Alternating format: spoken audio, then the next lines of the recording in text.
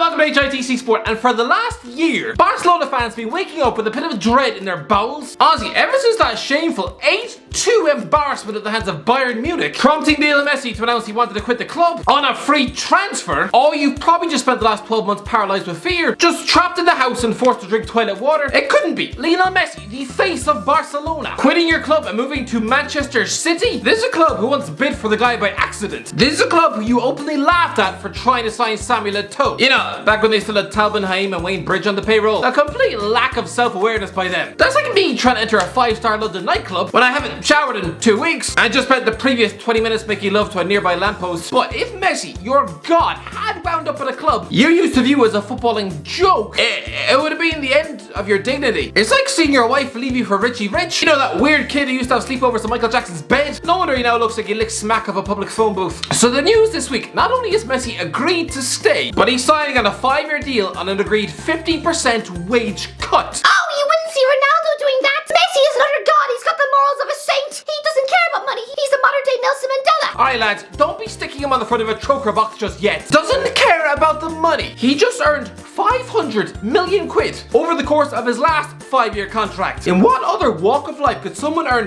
123 million pounds per year and still be indicted for tax fraud, and people would say he doesn't care about the money? He probably cares about the money more than he does his own kids. Make no mistake about it, yes, he looks like a goody two-shoes whose idea of a wild night probably consists of reading Harry Potter and the Chamber of Secrets by candlelight. But no. Offer this guy a normal wage bill and he'd act like he just drowned his wife in a toilet bowl. Offer him the annual salary of a measly junior doctor and he'd probably stick a candle in your eye. Yes, this 50% pay cut on paper makes him sound like Mother Teresa with a beard. But no. Make no mistake about it, this is arguably the best deal he's ever negotiated. Ever. What other 34-year-old is able to command a 5-year deal? No. What other 34-year-old is able to command a 5-year deal worth £60 million a season? He's still going to be earning close to £300,000 per week right up until his 40th year of life. He's going to be earning Raheem Sterling type wages when he's 39. That is unheard of. This is a guy who joined the club aged 13, right? Back in the year 2000, when the likes of Roy Keane were making worldwide headlines by being able to negotiate a fat £50,000 per week deal at Manchester United. People on the street were practically having to fetch up their lunch. Utterly disgusted. £50,000 per week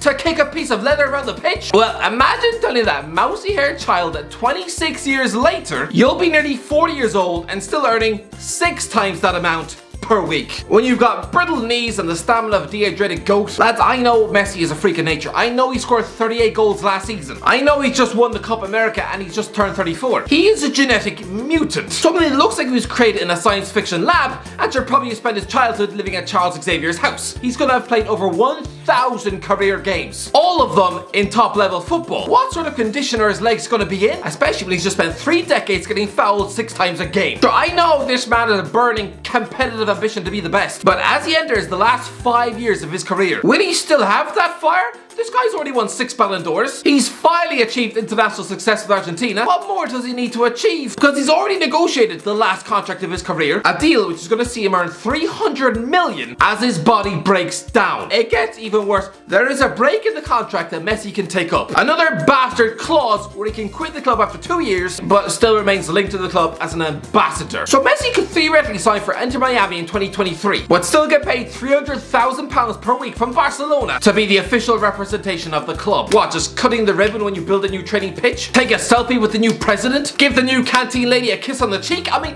it's ridiculous. A club ambassador is the easiest job on planet Earth. Good grace, Ronaldinho became Barcelona's official ambassador in 2017, and what did he do? Get banged up in a Paraguayan prison cell. Within 2 years, Messi could be drinking sangria on a Miami beach, scoring hat-tricks against MLS goalies who were the product of soccer scholarships, and getting invited to Jake Paul fights at the weekend. And FC Barcelona would still be filling his bank account with a weekly wage twice that of what Bruno Fernandes makes right now. That is ridiculous. The deal is just mental, but how? How are Barca in such a financial mess where they're probably now forced to serve up plates of Asda brand Kellogg's cereal variety packs in the club canteen? Good grace, whereas before, they'd probably be able to afford the finest 5-star gourmet chefs in Catalonia. Now Martin Braithwaite probably has to make do with fighting over a single box of Cocoa Pops for lunch. Good grace, whatever pampered millionaire gets lumbered with the honey loops, oh, they'll probably feel like poking themselves in the eye with a fork. I mean, listen, one of your employees Braithwaite himself. He invests in a company worth $250 million.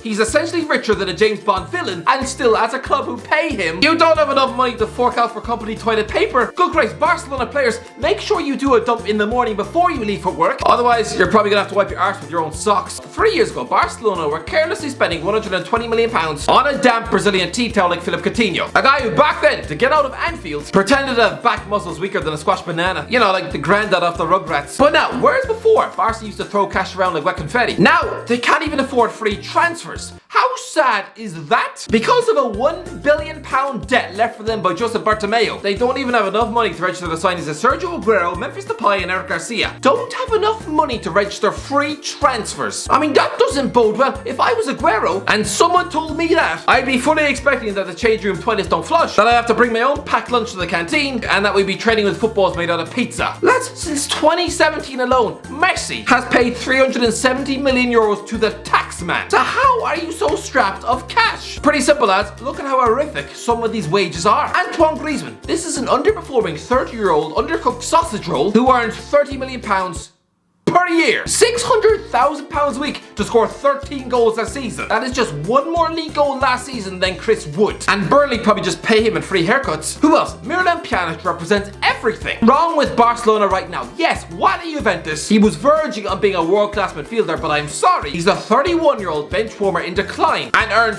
£271,000 per week. Every Sunday, he earns £70,000 more than Mohamed Salah. What? Who else? Samuel Umtiti, an injury-prone ham sandwich who started less than 30 La Liga games in his last 3 seasons. Ozzy, he hasn't played for his country in 2 years, has a knee cartilage that probably looks like wet marmalade, and he earns more in a week than Virgil van Dijk. He takes home £11 million per year. So does Ousmane Dembele. I don't understand it. While at Borussia Dortmund, he scored 6 goals. Jadon Sancho scored 50? How about the fact that Sergio Roberto earns the same weekly wage as Bruno Fernandes? A 32-year-old Jordi Alba earns more than Harry Kane? Or the fact that a 21-year-old winger they've just loaned to Wolves collects a £140,000 per week pay packet? That is the same as a Premier League winning, World Cup winning, Champions League winning midfield superstar like N'Golo Kante. No wonder your club is falling apart. Clement Langley, a walking fridge magnet, he earns 6 figures a week, collecting roughly the same weekly wage packet as John Stones. I'm sorry, who was in charge of Barcelona's finances, Father Ted? And look at the players they brought in. A 33-year-old Sergio Aguero and a defensive migraine like Eric Garcia. These are men who Pep Guardiola no longer deems good enough. This is Barcelona, a club trying to get back to the glory days of Guardiola. What, by bringing in his rejects? I don't care if Aguero used to have childhood sleepovers at Messi's house. Stop signing players in their 30s. Yeah.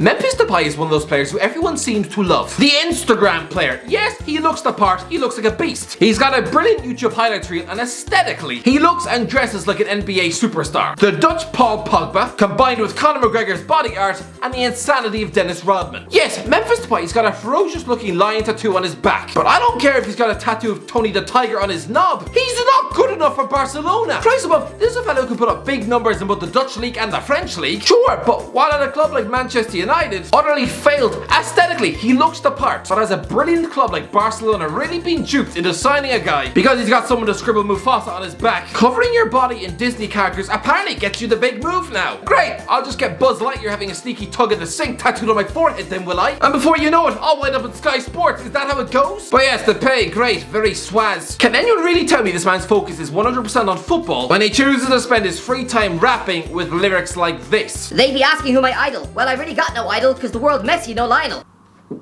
What does that even mean? Cause the world Messi, no Lionel. You'd swear he wrote these lyrics on the back of a napkin in Burger King. They sound like something Rice Gum might put out of his arse. When I'm in the city, it's litty. This lion business is no kidding. It was all a dream like bigger reality. Hear me, I'm living this life, it's not pretty. Feeling like 50, many men hate on me. I got Mercedes on me, I'm not tripping. I got the stadium streaming my name, and after the game, we're making sure that we winning. Got the stadium screaming my name. Yeah. The Lyon Stadium. Lyon fans are screaming your name. This is a club whose record goal scorer is Alexander Lacazette. It's a stadium which nearly built a statue for Bafétimbi Gomis. And impressing Lyon fans isn't exactly something to brag about. This is a nearly 30-year-old man who scored 8 Champions League goals in his life. That's it. Messi scored 5 in one match, and they were against PSV, Hoffenheim, Zenit St. Petersburg, RB Leipzig and Benfica. Sounds like a bunch of clubs who belong in the Europa League if you ask me. According to Wayne Rooney, this guy used to turn up for Manchester United training games wearing a red leather jacket and a cowboy hat. I'm sorry, but try that under Sir Alex Ferguson's watch. Just try turning up to Old Trafford looking like Woody from Toy Story having a midlife crisis, and you'd soon be picking your own teeth out of your lunch. Anyway, that's the video. Let me know in the comments if you know what you think. If you enjoyed the video, don't forget to like, subscribe, and as always, I'll talk to you in a while.